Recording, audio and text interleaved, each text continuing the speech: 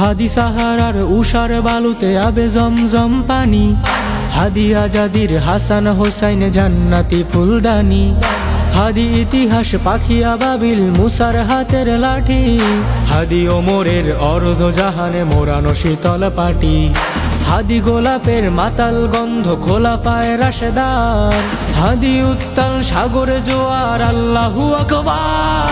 আবু বকরের সিদ্দিকে থেকে আলোর ঝর্ণা এনে হাদি জেগেছিল তরুণ আলীর সাহসের সুধা টেনে।